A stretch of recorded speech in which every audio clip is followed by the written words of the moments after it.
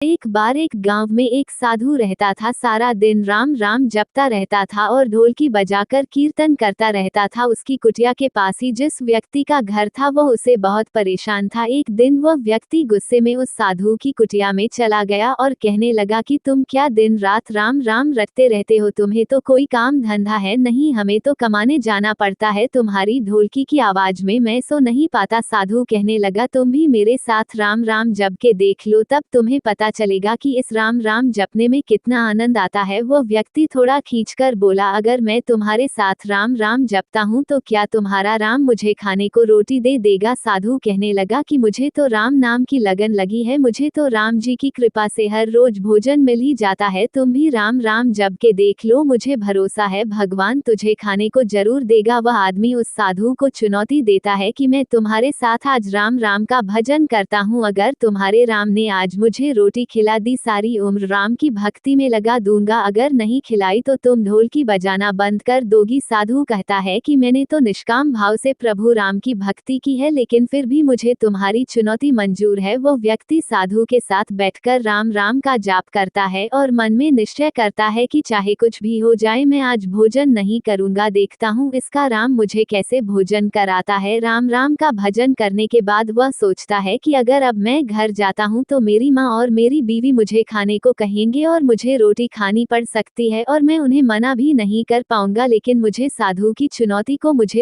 को चुनौती में हराना है। इसलिए वह घर जाने की बजाय गांव के पास के जंगल में चला जाता है। जंगल में जाने के बाद एक पेड़ पर चढ़कर बैठ जाता है। वह सोचता है कि मैं सारा दिन इस पेड़ से उतरूंगा ही नहीं, अन्न का दाना भी नहीं खाऊंगा, इस तरह मैं साधु को हरा दूंगा और उसके ढोलकी बजाना बंद करवा दूंगा। कुछ देर बाद उस जंगल में एक बंजारों की टोली गुजरती है। उन्हें भूख लगी होती है तो बंजारों का सरदार कहता है कि आग जलाकर यहीं पर खाना बना लो, अब खाना खाकर ही हम आगे बढ़ेंगे। खाना बनकर तैयार हो जाता है। बंजारे खाना खाने ही वाले होते हैं कि इतनी देर में उनको सूचना मिलती है कि पीछे से डाकू आ रहे हैं। तो बंजारों का सरदार कहता है कि हमें यहाँ से चले जाना चाहिए, डाकू हमारा सब कुछ लूट सकते हैं। वे बंजारे खाना वहीं पर छोड़कर चले जाते हैं। समय बाद डाकू वहां पर पहुंच जाते हैं। भोजन को देखकर डाकू कहते हैं कि खुशबू तो बहुत अच्छी आ रही है, लेकिन यह भोजन किसने बनाया होगा, और बनाया तो बनाने के बाद खाया क्यों नहीं? कहीं किसी की चाल तो नहीं हमें फंसाने के लिए? हो सकता है इस भोजन में जहर हो। उसी समय डाकुओं के सरदार की नजर उस व्यक्ति पर पड़ी। वह उसे नीचे आने का आदेश देता है। डाकू उस व्यक्ति से पूछते हैं कि हमें मारने के लिए क्या भोजन तुमने बनाया है? वह बेचारा मिन्नतें करता रहता है कि मैंने यह भोजन नहीं बनाया और ना ही इसमें जहर है, यह भोजन बंजारों ने बनाया है। आपके आने की खबर सुनकर वह यहाँ से भाग गए हैं, लेकिन डाकुओं के आगे उसकी एक न चली। डाकू उससे कहते हैं कि अब तुम्हें यह भोजन खा कर दिखाना पड़ेगा, क्योंकि हमें लगता है कि तुमने ही यह भोजन बनाया है और इसमें जहर मिला दिया है। अब तुम ही सबसे पहले यह भोजन खाओगे। वह जिद पर अड़ा रहता है कि मैं यह भोजन नहीं कर सकता, किसी कीमत पर नहीं कर सकता। डाकुओं का शक और गहरा हो जाता है। वह बंदूक की नोक उसके सिर पर रखकर कहते हैं कि तुम्हें तो यह भोजन करना ही पड़ेगा, नहीं तो तुम्हें गोली खानी पड़ेगी। वह व्यक्ति भोजन कर रहा था और साधु को याद करते करते आंसू उसकी आंखों से बह रहे थे। उसने कहा था कि मेरा निश्चय है कि राम नाम जप लेगा तो राम तुझे भोजन भी देंगे। उसके भोजन करने के बाद डाकुओं ने उसे छोड़ दिया। अब उसे विश्वास हो गया था कि बंजारों को और डाकुओं को श्री राम जी ने ही भेजा है। वह सीधा साधु की कुटिया में चला गया और जाकर साधु के चरणों में गिरकर प्रणाम किया और उन्हें सारा वृतांत सुना दिया। अब उस साधु से भी ज्यादा उसे राम नाम की लगन लग गई। उसने अपना पूरा जीवन राम जी को समर्पित कर दिया। आपको कहानी अच्छी लगी हो तो वीडियो को लाइक शेयर करें और चैनल को सब्सक्राइब करें। धन्यवाद।